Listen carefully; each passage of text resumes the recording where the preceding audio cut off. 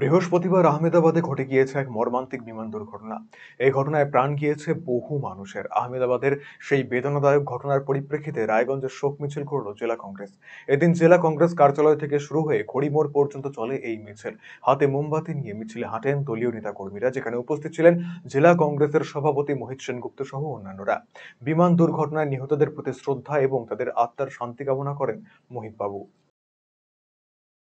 একটা মর্মান্তিক প্লেন দুর্ঘটনা অ্যাক্সিডেন্ট আহমেদাবাদে গতকাল প্লেন ছাড়া মুহূর্তে এয়ারপোর্টে প্লেন ছাড়া মুহূর্তেই 5 মিনিটের মধ্যে প্লেনটি ভেঙে পড়ে যায়। সে 244 জন প্যাসেঞ্জার ছিলেন, আমরা একজন বেঁচেছেন, সবাই মারা গেছে।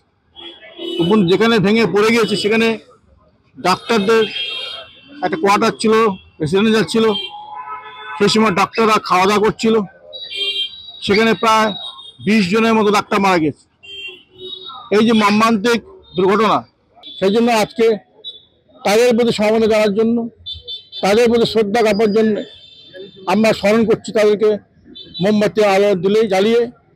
রায়গঞ্জবাসীদের জন্য সুখবর, যারা দীর্ঘদিন ধরে জয়েন্টের ব্যথা এবং হাড়ের সমস্যায় ভুগছেন তাদের জন্য রায়গঞ্জ দিশারিতে আসছেন আর.এন. টেকর হাসপাতালের জয়েন্ট রিপ্লেসমেন্টে ভারত বিখ্যাত অস্থিরোগ বিশেষজ্ঞ doctor Barun Dutta, MD, DNB.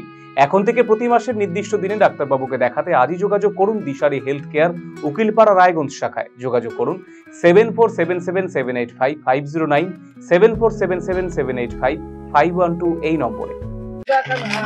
শুনে পাচ্ছ নাকি এবার বলে পরিবর্তন হচ্ছে? সেটাই কিন্তু পরিবর্তন হচ্ছে কেন করে? পরিবর্তন হচ্ছে কে করছে পরিবর্তন? কায় করছে পরিবর্তন? হ্যাঁ, আরসিটিভি সংবাদে আসতে চলেছে পরিবর্তন। কি পরিবর্তন জানতে চোখ রাখুন আরসিটিভি সংবাদে।